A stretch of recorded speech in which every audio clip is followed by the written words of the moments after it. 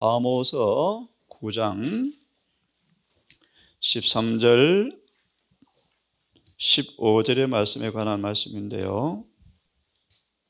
이 말씀을 편 까닭은 우리 조금 전 불렀던 찬양처럼 은혜 안에 뛰노는 사람들은 주의 영광을 본다라는 말씀을 조금 설명을 드리겠습니다. 은혜 안에 뛰논다, 다르게 표현해 드리면 그분의 사랑의 심년에 깊이 잠긴다. 은혜의 심년에 깊이 몸을 잠근다. 자아가 주님 안에 감추어진다. 그분의 무한한 능력 안에 믿음으로 머문다. 끊임없이 부어지는 성령의 임재 안에 거한다라는 표현과 같은 말들입니다. 이 말씀을 잠시 설명을 드리고 말씀을 드리려고 합니다. 14절만 보시면 이런 뜻입니다. 우리가 범죄함으로 우리 영혼의 성소가 황폐하게 되어서 사막이 되어서 가시와 은근키와 실랑의 거처가 되었지만 회개하고 돌아온 영혼의 심령은 주의 성령께서 여호와의 처소를 건축하고 거기에 성령의 은혜가 충만히 흐른다라는 뜻입니다. 이 구절이 그런 표현입니다. 아모스 9장 14절은 그런 뜻입니다. 눈에 보이는 황폐화된 예루살렘 도성의 회복은 우리 영혼의 성소가 회복된 모습을 실물로 보여주는 그런 말씀입니다. 이 말씀을 그런가 안 그런가 주석을 보시면 이렇게 제목을 붙이고 있습니다. 하나님의 은혜에 기념비처럼 설 자가 있다. 은혜의 기념비가 14, 15절이요. 15절을 다시 보시면 다시는 뽑히지 않고 다시는 황폐되지 않고 영원히 본토에 심겨 있겠다. 그런 말씀이에요. 이걸 제가 다 읽지 않겠습니다. 9장 13절 15절의 마지막 부분쯤 보시면 마지막 부분의 끝골의 6번째 줄 보시면 그들은 회개하고 돌이켜 사함받고 돌아온 남은 자들은 그렇게 이해하면 되겠습니다. 그들은 모든 얽매는 것으로부터 놓여나 히브리 12장 1절의 말씀, 습관적인 죄들, 배양된 죄들, 경향성들, 탁월한 나쁜 버릇들, 우리 악한 성미들이 무엇이든 간에 마침내 회개하고 돌아와서 은혜 충만에 가하여 은혜를 받은 사람들은 모든 얽매는 것으로부터 놓여놨다. 그래서 그들은 세상 앞에 하나님의 은혜의 기념비로 설 것이다. 앞에 구절을 나중에 보시면 그들의 마음이 품성이 하나님을 닮은 모습, 그렇게 이해되어집니다. 이것을 가리켜서 은혜의 기념비다. 의와 거룩함과 공변됨으로 장가온 주님을 맞이한 신부의 모습, 의와 거룩함과 공변됨으로 장가오신 주님과 연합한 신부의 모습, 그것이 은혜의 기념비다 라고 말씀하십니다. 오늘도 은혜를 헛되이 받지 않는 하루가 되기를 바라고요. 베드로후서 3장 18절처럼 오직 너희는 은혜 안에 서 있으라 라는 말씀이 오늘도 응하기를 간절히 바라면서 이 아침 계속해서 성전에 참석하신 말씀을 드리겠습니다. 오늘은 방포인트를 통해서 함께 공부를 하겠습니다. 예수 그리스도는 어제나 오늘이나 영원토록 동일한 분이셔요. 이게 무슨 뜻입니까? 주님은 절대 시근치 않은 분이시죠. 그분은 거짓말이나 변개함이 영원히 없는 분이십니다. 그분은 영원히 변하지 않는 분이십니다. 이게 무슨 뜻입니까? 사람은 많이 후회합니다. 그렇죠. 마음이 변합니다. 사람은. 하지만 주님은 절대 마음이 변한 적이 한 번도 없습니다. 그건 무슨 말인가? 어제나 오늘이나 영원히 동일하신 그분이 어떤 면에서 우리가 유념할 부분이 있는가? 사울의 불순종은, 사울의 회개는, 죄는 하나님이 영원히 변하지 않는 분이시지만 그 죄가 관계를 변화시켰다. 그죠? 관계를 끊었다. 하나님께서 간합함을 받는 조건은 영원히 변하지 않고 그분의 요구는 영원히 동일하다. 하나님 어제나 오늘이나 영원토록 변하지 않는다라는 말의 의미는 그분의 간합하는 조건은 절대 불변이에요. 영생의 조건은 변함이 없어요. 그분의 율법도 요구는 영원히 불변합니다. 다시요, 그분은 회전하는 그림자도 없는 분이죠. 하지만 왜 사울을 주님께서 후회하셨는가? 하나님의 마음이 변한 것이 아니고 사울의 죄가 관계를 변화시켰다. 우리에게 주어지는 놀라운 보증이 있습니다. 다윗에게 허락한 확실한 은혜는 영원한 불변이다. 무슨 말인가? 산들은 떠나며 작은 산은 옮길지라도 하나님의 인자는 영원히 떠나지 아니하리라. 누구에게요? 회개하는 사람에게는 영원히 떠나지 아니하리라. 이것이 뭐다? 다윗에게 허락한 확실한 은혜다. 우리가 어떤 죄를 지었든 간에 참으로 주님의 자비를 의지하고 죄를 진심으로 고백하는 사람들은 산들은 떠나고 작은 산들은 옮길지라도 그들이 베푸시는 그분의 긍휼은 인자는 절대로 거두지 않을 것이다. 이것이 다윗에게 허락한 확실한 은혜라는 뜻입니다. 그러므로 여러분 다윗이 절망하지 않은 까닭은 바로 이 말씀 까닭입니다. 그의 살인과 간음죄를 지었지만 중심으로 회개할 때 주님께서는 확실한 언약을 영원히 변하지 않는다는 사실을 기억하고 다윗은 용기를 얻고 용서를 받고 가장 높은 표준에 올라버렸습니다. 보실래요? 참 아름다운 말씀이요. 주님은 떨면서 죄의 자비를 강구하는 사람들, 언약을 붙드는 사람들을 일으켜 세우지 않고는 견디지 못하는 분이시다.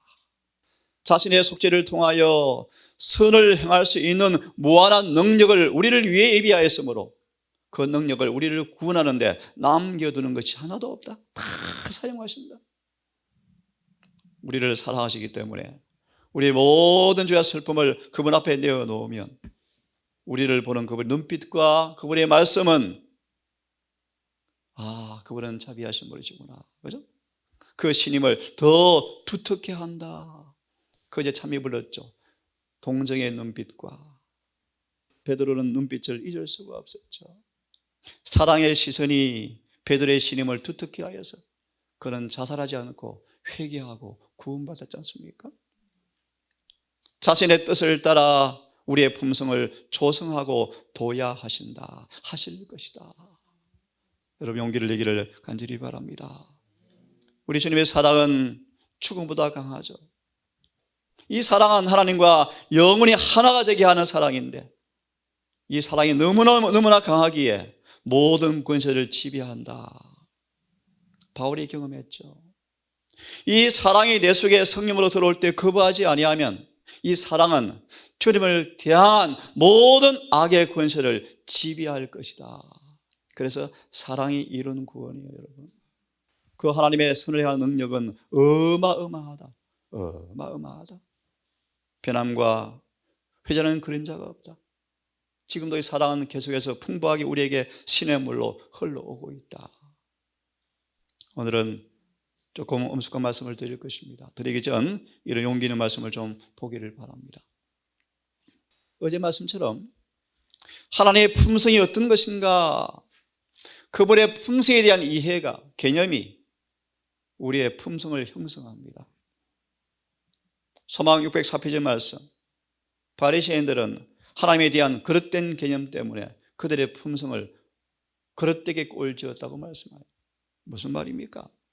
우리는 우리 마음이 생각하는 수준 이상으로 넘지 못해요. 우리가 그분의 품성을 얼마나 깊이 이해하는가에 따라서 우리 행동도 결정되어져요. 오늘은 특별히 성전 정결에 이루어진 그분의 품성을 바라보므로 우리는 이 성소정결, 원형의 성소정결의 시대에 사는 우리에게 성경처럼 정말 여호와를 경외하는, 순교하는, 두려워하는 그 마음으로 진정한 부흥과 계획이 이루어지기를 간절히 바라는 것입니다. 자, 이 말씀을 다시 보시면 우리의 마음은 하나님이 어떤 분이신가, 그런 개념은 우리가 생각하고 있는 수준의 사물을 넘지 못한다. 예를 들면 시편 50편 21절의 말씀입니다. 이스라엘 사람들이 법을 계속 범해도 하나님께서 오래 참으시고 잠잠하였더니, 와, 하나님 참 마음씨가 좋은 아저씨시네. 너희가 나를 너희와 같은 줄로 생각하였도다. 하나님의 거룩한 품성을 인간 수준으로 끌어내렸다, 그런 뜻이에요. 하지만 잊지 말아라. 하나님은 반드시 내 목전에 차례로 죄를 철저하게 드러내서 심판하겠다, 그런 뜻입니다. 하나님은 정말 오래 참으시죠. 오래 참으시죠. 부자신자 1장을 보시면 주님께서 오래 참으시자 사탄이 오해를, 착각을 해버리죠. 한 힘이 없네. 내가 옳은가 봐. 루시퍼가 그렇게 마음먹었대요. 그분이 자비를 오용했죠. 자비를 남용했죠. 남용. 로마서 2장 1절과 4절의 말씀. 하나님의 사랑은 죄인을 멸망시키는 일이 불가능한 것처럼, 심판하지 않는 것처럼 오늘날 사람들은 자비를 오용하고 있다. 그래서 공의의 표준을 자신들의 생각으로 추론한다. 누가 심판을 두려워하는가? 이런 말들이 지금 만연하고 있죠. 잘 들어보세요. 사람들은 시편 50편 21절 말씀처럼 그들 자신의 낮은 정의로 공의를 표준으로 추론한다. 심판장도 아버지, 중보자도 예수님, 천사도 우리 편. 인간의 논리, 여러분. 심판날에 회개하지 않은 자가 하나라도 남아있으면 그분은 우리를 변호해 줄 수가 없어요. 하나님을 오해하지 않기를 바랍니다. 그들은 하나님을 그들 자신에 비추어서 측정한다. 어제와 대장토 학원을 말씀 보았죠. 공의를 가소평가하고 율법의 영속성과 거룩성을 낮춤으로 성화에 대한 표준이 낮아져 버렸다. 이것이 교회의 타락의 원인이다. 오늘 우리 마지막 시대의 단상에서 율법이 정당 위치에 올라가면 부흥이 일어날 것이다. 지금은 죄라고 하는 기별이 선포되어져야 한다라고 말씀하시는 것입니다. 이런 사람들은 하나님의 공의를 그들 자신의 정의로 판단하는 사람들은 그 환경에서 어떻게 할 것인가에 대해 스스로 판단하고, 몰라, 그런 판단이 엄청 많죠. 수많은 환경에서 말씀을 변개시키죠. 변개. 하나님은 까다롭지 않아. 안식 이 정도로 어때? 자기들 마음대로 변개시키죠. 하나님에 대한 오해입니다. 오해. 사무엘하 6장, 사무엘상 6장. 암송하기 쉽죠? 하나님께서 어떤 분이신가? 건방진 사람들을, 이렇게 외람된 사람들을 어떻게 처분하는가? 6장에 잘 나와 있죠. 우사와 베세메스 사건이에요. 하나님은 절대로 변하지 않는 분이셔요. 다시 예를 들면 하나님은 다윗을 수많은 사망의 엄청난 골짜기에서 눈동자처럼 지켰습니다. 사단이 그를 괴롭힐 수는 있었지만 그의 머리털 하나 상할 수가 없었습니다. 다윗의 모든 삶에 주님께서 개입하셔서 그를 철저하게 도우시고 보호하셨어요. 정말 주님은 다윗에게 선한 목자였어요. 하지만 들으시겠습니까? 죄는 하나님과 다윗의 관계를 변화시켰다. 마음이 합한 상태였을 때는 다윗을 하나님께 늘 보호할 수가 있었지만 다윗이 범죄했을 때는 그 죄악을 시인할 수가 없었다.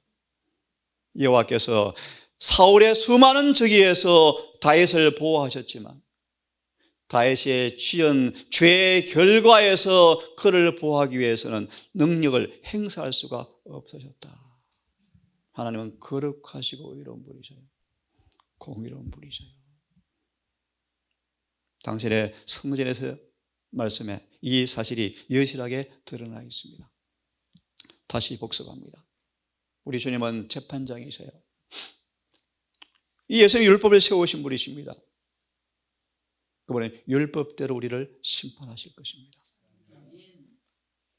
그분 우리의 왕이십니다. 우리를 구원할 것이다. 이 예수님을 의를 사랑하고 불법을 미워하는 분이셨다. 30년간의 생애였죠. 그죠? 죄를 정화하시고 의를 너무너무 사랑하셨죠.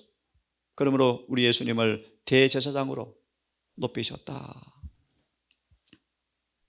이 예수님은 죄가 발견되는 곳마다 소멸하는 불이시라. 고라, 다단, 아비람 사건 보세요. 너희는 떠나라. 이곳을 주님께서 멸하리라 라고 말하 새 일을 행할 터인데 땅이 쫙 갈라져서 고라, 다단, 아비람이 땅이 삼켜버리죠. 여러분, 더 놀라운 사실은 그 장면을 보고도 회개하지 않더라. 그래서 250명이 또 죽어요. 250명 죽는 거 보고 또 범죄하지 않아서 또 죽어요. 여러분, 죄는 그렇게 무서운 거예요. 여러분,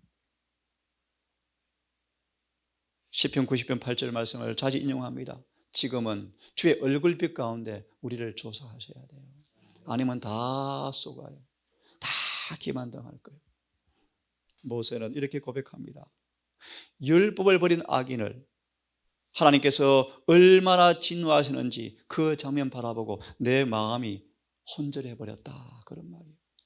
노아 홍수의 장면을 연상하기도 합니다. 이 말씀을 정언해서는 참 이상하다. 이해가 잘 안 된다. 너무 비상한 일이다. 하나님께서 형벌하는 게 비상하다. 범사의 일이 아니다. 자비롭고 은혜롭고 노하기를 더디하시고 긍휼과 인자가 많으신 그분께서 심판하시는 것은 비상하다. 평범한 일이 아니다. 안일빛자 항상 상자. 평범한 일은 아니네. 맞아요. 하나님은 엄청나게 오래 참으셔요. 무지 참으셔요. 하지만 그분이 심판하실 때는 비상하셔요. 철저하게 죄를 심판하실 거예요. 자, 그분께서 말씀하시기를 형벌 받을 자는 결단코 면제하지 않으신다. 여호와께서는 노하기를 더디하시며 권능이 크시며 죄인을 결코 사하지 아니하시느니라. 이 번역을 이렇게 하시면 좀 문제가 돼요. 그분은 사하시는 분이시죠. 근데 번역을 이렇게 하시면 안 되고 이렇게 번역해야 맞아요. 이 용어를 사하지 아니한다고 번역해버렸는데 주님은 결코 죄 있는 사람을 무죄하다 하지는 않는다. 그런 문장이에요. 이런 번역은 잘못된 문장이에요. 예, 맞습니다. 하나님은 우리를 사하시기를 절개하는 분이시죠. 하지만 죄에서 떠나지 아니하고 죄를 가지고 있는 사람들의 그 죄를 보면서 무죄하다라고 절대 하지 않는 분이시다. 이 단어를 쓰고 있습니다. 주님은 의 가운데서 행하시는 무슨 일을 통하여 베드로서 3장 10절 잘 나와 있어요. 의가 집행될 때 산천이 떨고 초밀처럼 산이 녹아내린다. 그런 말이에요. 하나님께서는 당신의 짓밟힌 율법의 권위를 옹호하실 것이다. 재림의 날을 가리켜요. 율법을 범한 자들에게 낼 형벌의 정도는 공의를 집행하기 위해서 오래 참으신 자비의 분량에 딱 맞추어서 이루어진다고 말씀하셨어요. 자비가 섞이지 않는 진노.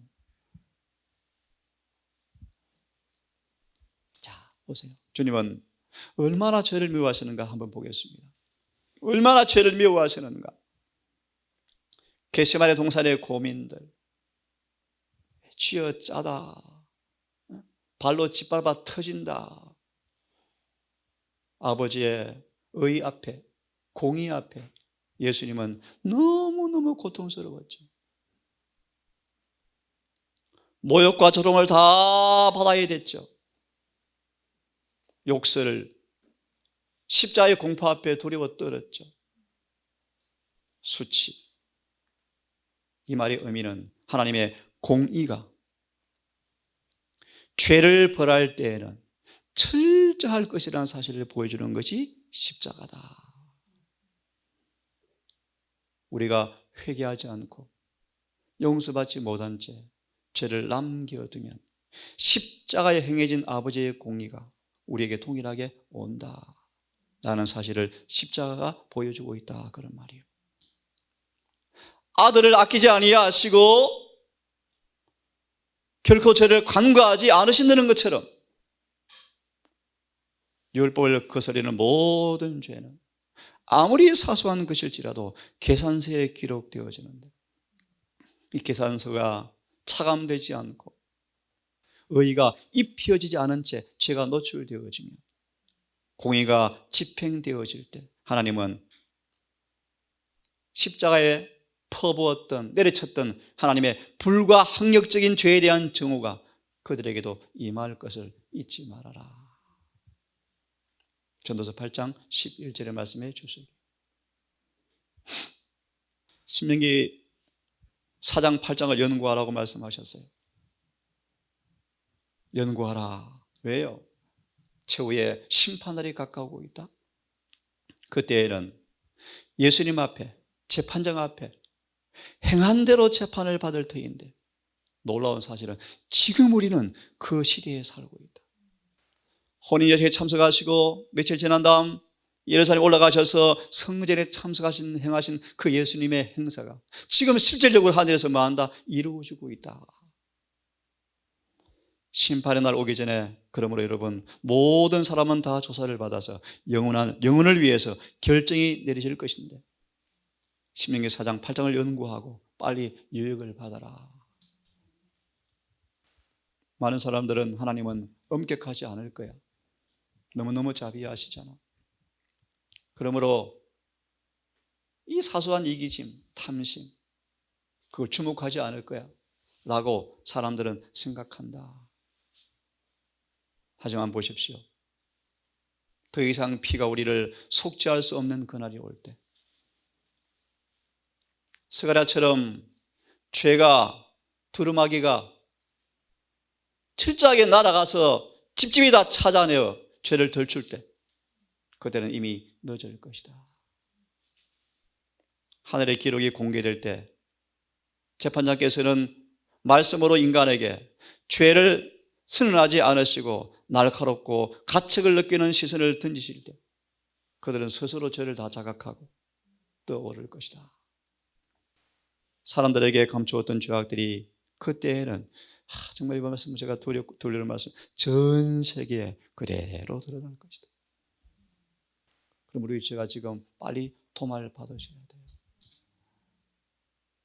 우리의 죄가 온 세계 다 드러날 때가 온대요. 참 두려운 얘기예요, 여러분. 그러므로 빨리 우리 유쾌한 늦은 비를 준비하는 신앙의 열심이 우리 모든 가족에게 있기를 간절히 바랍니다. 조금 남은 시간 죄를 얼마나 정오하시는가 조금 보겠습니다.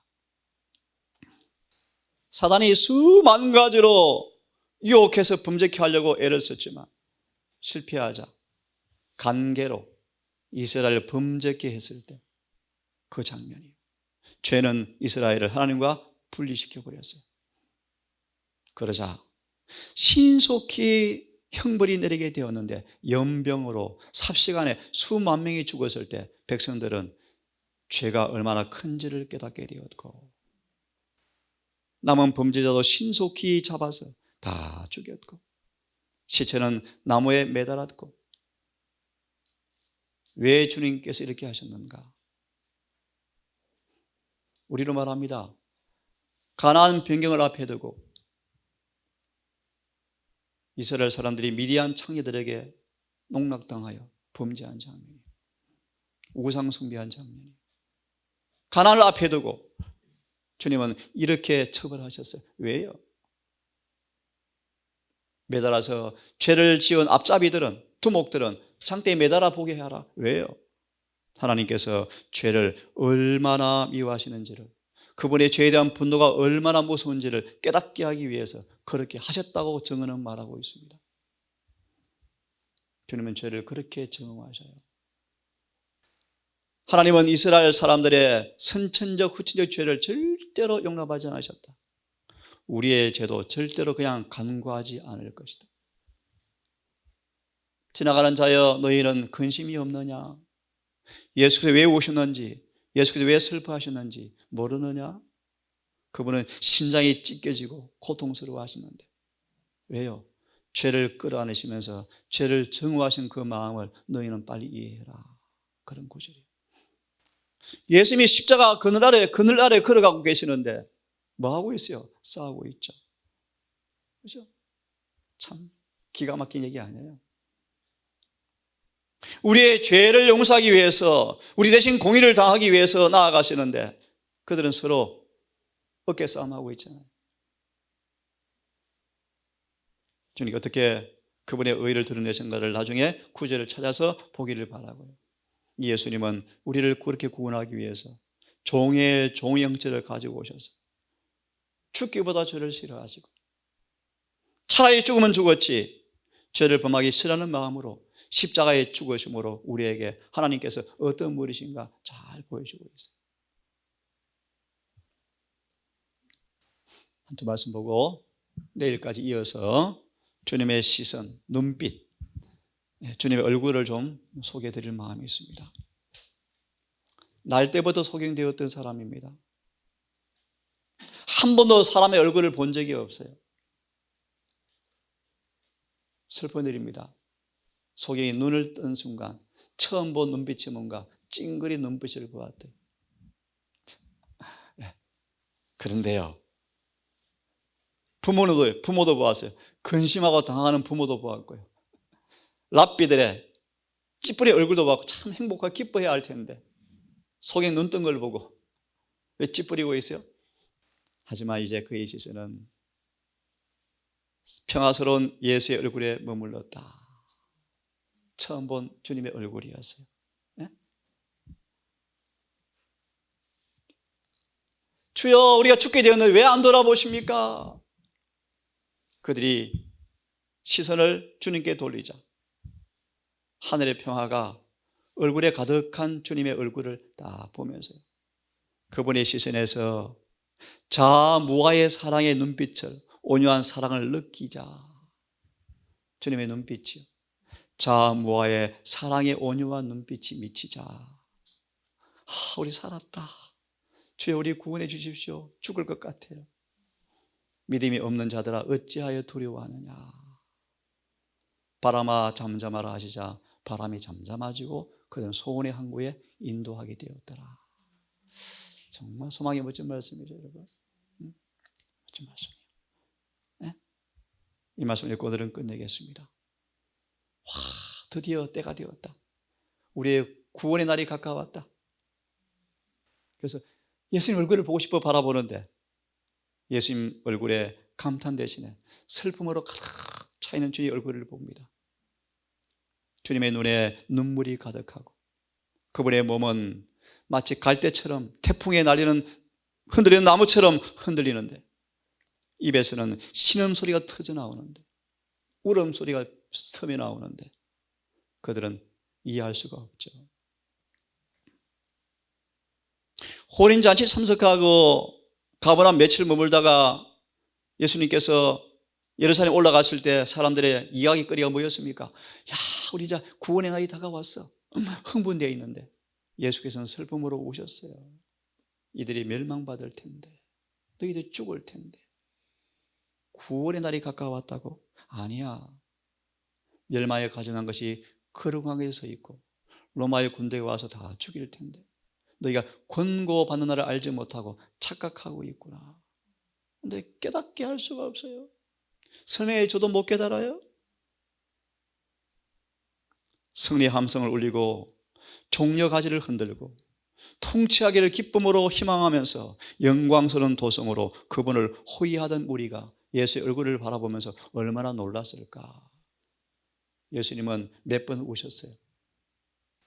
나사로 무덤에서 우셨어요. 왜 우셨습니까? 아시죠?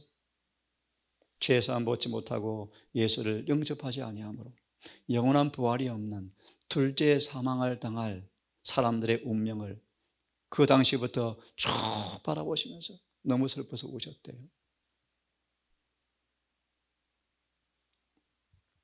이 갑작스러운 슬픔은 어떠한 장엄한 승리 합창에 삽입된 한 통곡의 곡조와도 같았다. 모든 사람은 그분에게 경의를 표하고 있었고, 그 기쁜 장면에서 이스라엘 왕 주님은 조용한 기쁨의 눈물이 아니라 억누를 수 없는 고뇌의 눈물을 흘리시고 신음하고 계셨다. 주님의 신음을, 여러분, 주님의 고통을, 주님의 얼굴을, 그분의 눈빛을 잊지 말기를 바랍니다. 군중은 갑자기 침울해졌다. 만세 소리가 이제 그쳐져 버리고, 이해할 수 없는 슬픔의 얼굴, 그분을 바라보면서 또 착각하죠. 사람들은 예수님을 동정해서 눈물을 흘렸다. 여인들이 왜 우느냐? 울지 마. 너희 자녀 위에서 울어라. 이들이 죽음을 당할 텐데. 내일 죄를 얼마나 미워하시는지 그분의 시선을 내일 더 보도록 하겠습니다. 자비하신 아버지, 죄는 우리의 시계를, 우리의 보는, 주님을 보는 안목을 삐뚤어지고 더럽혀서 주님을 좀처럼 보지 못하게 만들고 우리 자신에 관해서도 너무나 속을 때가 많음을 고백합니다. 주 우리를 불쌍히 보시고 성령을 통하여 수건을 벗겨주시고 우리 주님을 똑바로 보게 하셔서 주님의 의로움과 거룩하심의 표준과 넓이를 보고 요한처럼 경탄하고 우리의 죄를 보고 가슴을 치고 우는 회개를 통하여 우리 이렇게 세우시는 사랑의 능력을 더 많이 경험하기를 원합니다. 아버지, 오늘 한날, 이 한날도 무한한 주님의 사랑의 은혜의 못에 우리 자아가 감추어지고 믿음의 손으로 마음껏 사랑을 기르 마시고 흡수함으로 우리 영혼이 하나님의 품성으로 다듬어지고 도야되어지는 오늘도 변화의 경험이 있게 되기를 소망합니다. 아버지, 성전에 참석하신 주님의 용모를 다시 한번 묵상해 보며 우리는 다니엘처럼 심판의 광경을 자주 묵상해 보므로 믿음의 허리끈을 졸라매고 마음을 다시 바짝 동여매고 근신과 깨어있는 것이 얼마나 중요한 사실을 망각하지 않도록 도와주시옵소서. 오늘 한날도 우리 함께 하시는 주님의 은혜를 늘 경험하며 성령의 근고를 기억하게 하시고 종일토록 우리의 발걸음을 주님 인도하여 주어서 하루가 마무리되었을 때 하늘의 뜻이 이루어진 것처럼 오늘 우리 안에 주의 뜻이 이루어진 은혜의 흔적을 가지고 주 앞에 찬송드리는 일몰 시간 될 수 있도록 인도해 주시기를 우리를 사랑하시는 예수님의 이름으로 기도합니다.